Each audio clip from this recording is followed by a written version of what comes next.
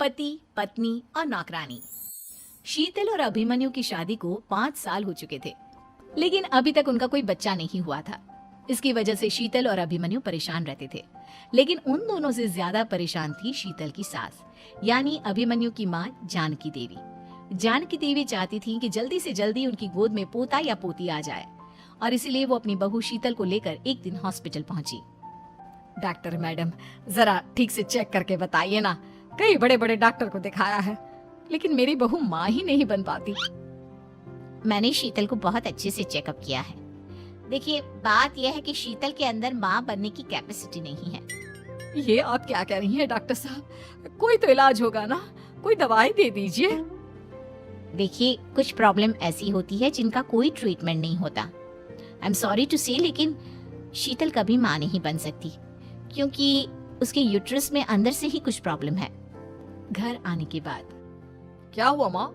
कहाँ लेकर गई थी आप शीतल को? अरे कहाँ लेकर जाती, डॉक्टर मैडम के पास ले गई थी, लेकिन तेरी बीवी तो कभी माँ बन ही नहीं सकती। मम्मी जी, इसमें मेरी क्या गलती? अगर अंदर से कोई प्रॉब्लम है तो उसमें मैं भी कुछ नहीं कर सकती। जानती हूँ, ये बात डॉक्टर के मुंह से सुन चुकी हूँ। अब दोबारा मेरे सामने इस बात का गाना मत गा। अरे माँ, परेशान होने की जरूरत नहीं है, हम सोचते हैं ना कुछ। अरे क्या सोचेगा तू? जब डॉक्टर कह चुका है कि तेरी बीवी माँ नहीं बन सकती, तो बता क्या सोचेगा तू? कहाँ से लाएगा बच्चा? माँ, ये तो मैं भी नहीं जानता। अभिमन्यु, क्यों ना हम अनाथ आश्रम से एक बच्चा गोद ले आए? क्या फर्क पड़ता है बच्चा हमारा हो या गोद लिया हुआ? आई बड़ी बातें बनाने वाली। क्या फर्क पड़ता है? अरे क्यों फर्क नहीं पड़ता?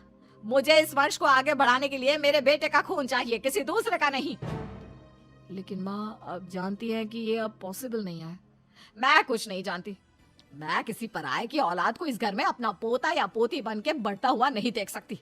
मेरा वंश मेरे बेटे के खून से ही आगे बढ़ेगा। लेकिन मम्मी जी, ऐसा कैसे हो पाएगा?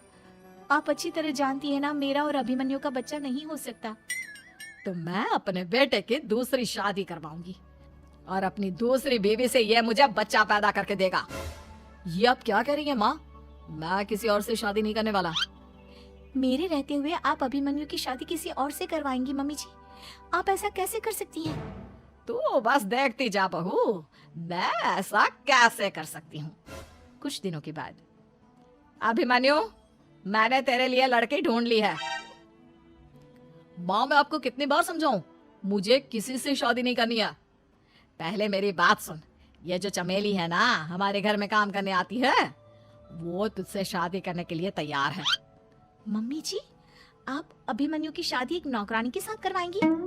वो इसलिए क्योंकि चमेली दिखने में बहुत खूबसूरत है, बच्चा भी सुंदर ही होगा। मम्मी जी, लेकिन एक बच्चे के लिए अपने बेटे की शादी नौकरानी के साथ करवाना, क्या ये सही है? अगर अभिमन्यु ने शादी नहीं की ना, तो मैं अपनी जान दे दूंगी। अब देख लो, अगर तुम्हें अपनी माँ की जान प्यारी है तो तुम्हें इस नौकरानी के साथ शादी करनी ही होगी। इस तरह जानकी देवी अपने बेटे अभिमन्यु की शादी नौकरानी चमेली के साथ करवा देती है। कुछ दिनों के बाद, नौकरानी से मालकिन बन के तो मजा आ गया। अब तो मैं इस घर की मालकिन हूँ। देखो, अपने आप को ज्यादा मालकिन समझने की कोशिश मत करो। एक बार तुम्हारा और अभिमन्यु का बच्चा इस दुनिया में आ जाए, उसके बाद तुम इस घर से हमेशा के लिए चली जाना। अरे जाओ जाओ, किसी और के आगे बातें बनाना। एक बच्चा तो पैदा नहीं कर सकी, बढ़िया आई। जाओ जाकर मेरे लिए कॉफी बना कर लाओ। नौकरानी मैं हूँ या तुम? मम्मी जी, देखिए ना शीतल मुझसे किस तरह से बात कर रही है। शीतल, तुम्हें पता है ना चमेली प्रेग्नेंट है, मेरे बेटे के बच्चे की माँ बनने वाली है। वो जैसा कहती है वैसा करो। लेकिन मम्मी जी, वो मुझे नौकरों की तरह ट्रीट कर रही है। अरे तो करेगी ना, वैसे भी बहू तुम हो किस काम की? एक बच्चा तो पैदा नहीं कर सकती। जाओ अब घर के सारे काम करो और चमेली को आराम करने दो। थैंक यू मम्मी जी, भगवान आपका भला करे। आप नहीं होती तो मैं नौकरानी से महारानी कैसे बनती? देखो, तुम्हें जो चाहिए सब मिलेगा। खूब खाओ पियो, मजे की जिंदगी जियो, लेकिन बस मुझे एक बच्चा पैदा करके दे दो। कुछ दिनों के बाद, मम्मी, बच्चे के लिए आपने मेरी शादी चमेली के साथ करवा तो दी, लेकिन दिन और रात का चैन मिट गया है। सारा दिन शीतल और चमेली की बहस चलती रहती है। अब शीतल को इस घर में रखने से क्या होगा? मैं तो कहती हूँ उसे घर से निकाल दो, है भी किस काम की। मैं ऐसा नहीं कर सकता माँ, वो मेरी पत्नी है, उससे बहुत प्यार करता हूँ मैं। तुम्हारी पत्नी चमेली है, चमेली, उससे प्यार करो। अरे तुम्हारे बच्चे को जन्म देने वाली है वो। अभिमन्यु, मैं खुद ही इस घर से चली जाती हूँ। वैसे भी अपने ही घर में नौकरों की तरह रहकर परेशान हो चुकी हूँ। घर की नौकरानी मेरे ऊपर हुक्म चलाती है। वो तुम्हारी पत्नी बन चुकी है। अब मेरा इस घर में क्या काम? अभिमन्यु के बार बार रोकने पर भी शीतल उस घर से चली जाती है। कुछ दिनों के बाद चमेली एक बच्चे को जन्म देती है। भगवान ने मेरी सुन ली, मेरे बेटे का घर भर गया, उसका अपना बच्चा इस दुनिया में आ गया। मम्मी जी, बच्चे को हाथ लगाने से पहले मेरी एक शर्त तो सुन लो।